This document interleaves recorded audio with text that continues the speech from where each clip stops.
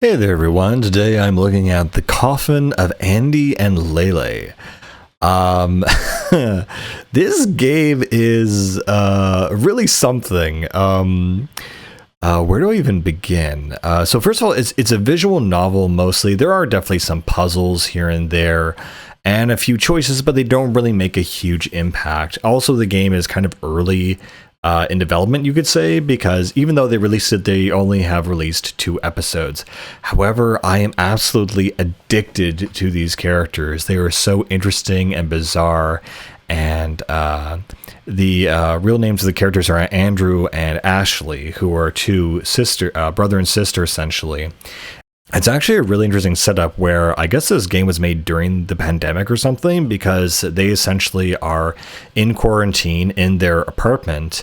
And apparently it turns out that people are starving to death inside the apartment for the purpose of harvesting their organs. And so there's a whole plot that unveils, with demon summoning and devils and kind of quirky cultists who are actually more wholesome than the two main characters themselves, who are actually very effed up and disturbed. And the banter between these two is just the absolute funniest thing I've ever seen in a long time. Ashley is basically the principal. I don't even know how to say what her character is. The most toxic female ever conceived, where she manipulates everyone into doing, whatever she wants, any kind of debauchery. And so basically she has a massive crush on her brother, to the point where in the past she used to make sure that he broke up with his girlfriends, or that if he liked someone else at school, that, they almost basically killed them.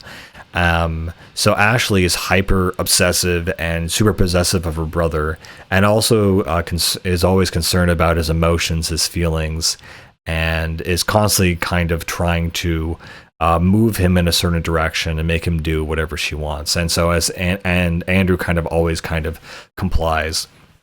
Again, what's great about the writing is it does feel very realistic, in the sense that, Andrew will be incredibly logical and determined not to get caught for what they're doing, and Ashley just does not give a single crap about anything. She's just like, I don't care. We'll just chop him up and eat his body. Just like, she doesn't care about the police or anything. And then she does things just to provoke Andrew. She'll say things like, "Oh, you probably messed up hiding the evidence. We're probably going to get caught." Things like this. Ashley is just the most toxic character perhaps ever written, and I absolutely love her for that. She definitely reminds me of a certain ex, let's say. But yeah, it's very. I think the reason why people have really gravitated toward this is just the writing is so good. It's very believable. It's very funny, and it just got a certain energy and tone to it that makes it different. And something I was thinking of recently is I'd be more interested in games if they had different writing rather than just, whatever gameplay mechanic. And this is exactly what I wanted and what I've been looking for. I'm looking for a game that has a writing style and a tone that is completely different from anything we've ever seen. So these characters are true kind of despicable things, and it's kind of hard to say for Andrew's case, because he's kind of being dragged down and made worse by his sister here. And of course, every time she advances on him, he rejects her and rejects her emotions playfully. But they also get together sometimes when they kind of are able to work together and make jokes and banter with each other, and then they do kind of get along when finally they kind of seem like they're in the clear. So in the first episode, it's a lot more understandable and reasonable why they're doing all these extreme things, because essentially they are starving to death. If they don't find a way out of here, they're basically being oppressed by the local police. They're being told to stay in their rooms and basically suffer and die. And so they have to find a way out of here, or else they are going to die. So a lot of the first act has them doing a lot of very extreme things. It's also interesting how it makes, again, this passage of time where nothing happens very entertaining. And I love the fact that you're confined to this one room. So the scope of the game is just so small, but it's so effective. Another thing that I didn't realize about this game is I thought it was mostly dialogue, but no, you have this little world that you kind of walk through that is essentially your apartment complex, and it spans from your room to the whole complex, and then eventually the street and everything. And so even though it starts very small, it kind of increases as you do things.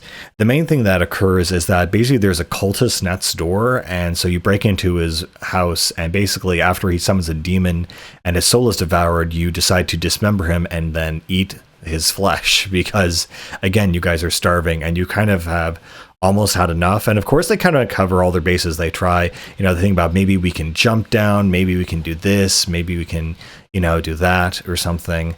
And so it is kind of very realistic and practical, and it feels, I don't know, very distinct in how relatable it is, where like if you were trapped in an apartment building and the police were stopping you from leaving, what would you do? And again, there are different characters you come across in the story that are all very messed up, each in their own way. And again, the dialogue between these two characters, because they're two kind of weird sociopaths, it's just really, really fun. Also, the artwork is great. But yeah, in the overworld, you can interact with objects from a very text-based scenario. This game reminds me, honestly, a lot of Undertale in a weird way. There are certain things that, in like your parents' basement, you find this mop, and every time you talk to it with either Andrew or Leyley, it'll say something like, "Oh, this is a beautiful mop. This is a fabulous mop. This is the greatest mop in the world." And that kind of writing style is something that I'm used to seeing in the Mother series or Undertale. And so I guess this game is more similar to a narrative style of Mother style games, but if it was really messed up, basically. Also, I love their little sprites. They're really, really cute, and I love the art as well, that they kind of move around the environment. Again, everything is divided into squares, and so the amount of things you can interact with is very limited. Another thing that was a small detail I really appreciated is once you've read a dialogue with certain inanimate objects, it'll just quit. So I don't know, this is like a pet peeve of mine, but like when you read, something about the lamppost, so this lamppost is kind of crooked or something, you basically read that once and then it doesn't occur again.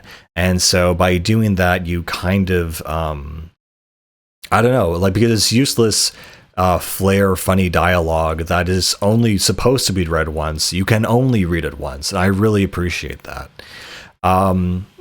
Again, there aren't any, combat or action sequences. This game is just all writing and all narrative, and it's, again, really, really good.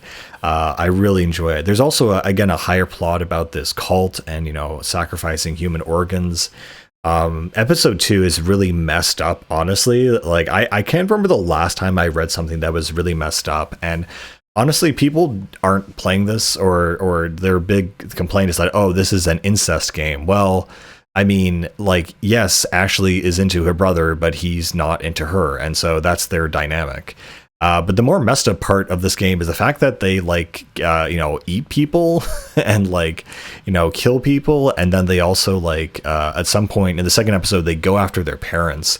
And it's actually really funny because it's just really realistic. I know some of these scenarios where they're holding the parent hostage, and then he steals their credit card, and they're tied up in the basement, and they have to force the mom to call the credit card company to basically undo the limit on the credit card and in terms of how much can be withdrawn, and just funny actual practical things like that. So it mixes in a little dose of actual reality along with all the comical sort of there's also really cool flashback sequences where it shows you how long, which one has always been more messed up, Ashley or Andrew, and also their previous relationships.